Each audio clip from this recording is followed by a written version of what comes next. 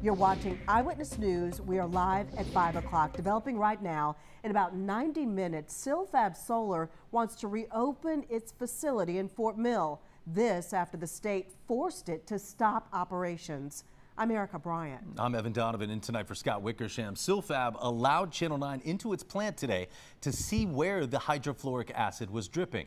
The company says no one is in danger. Channel 9 South Carolina reporter Tina Terry is live at Silfab as we wait to see what will happen at 6:30. Tina. Yeah, that's what everyone wants to know. Silfab held that news conference out here. They said they hope to be back open by 6:30 tonight. I did talk to one lawmaker today who told me there could be serious consequences if the plant here opens without state approval. We anticipate through discussions that we're having with DES and the county, and we anticipate starting back up operations tonight at 6:30. Greg Baisden, director of operations at Silfab Solar, says he's hoping to get hundreds of employees back to work tonight. State environmental leaders sent this letter Thursday, shutting the plant down until investigations by state and federal regulators wrap up. But one state lawmaker told me there could be serious consequences if the plant opens without state permission. They intend to immediately file a lawsuit if they continue to operate at 6:30.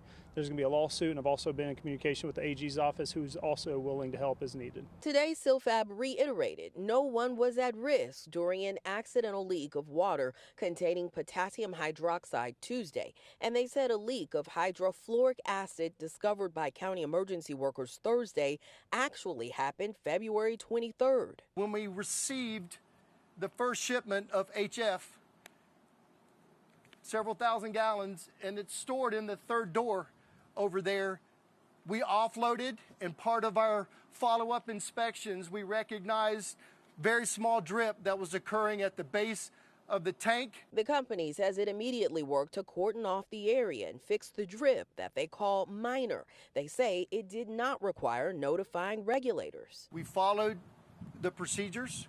We have a reaction plan that we've shared with the regulating bodies.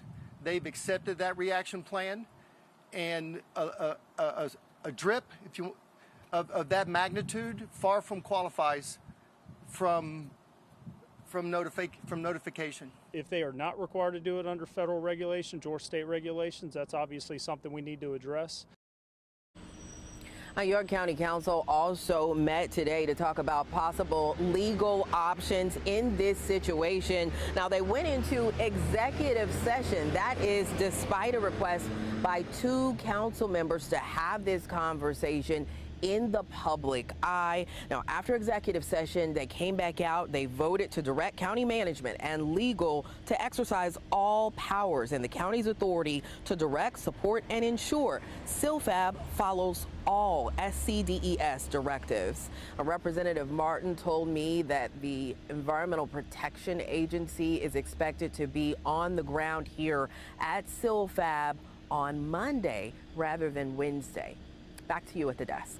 All right, thank you very much, Tina. This morning, Silfab officials showed Channel 9's Miana Massey the hydrofluoric acid drip. We could not take cameras inside, but Miana says there was a large tank with a small pipe at the base surrounded by an absorbent material similar to cat litter catching that drip.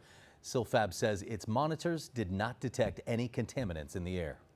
Parents and children were at this protest or demonstration against Silfab this afternoon. This as their classes had been canceled over at Flint Hill Elementary for the students.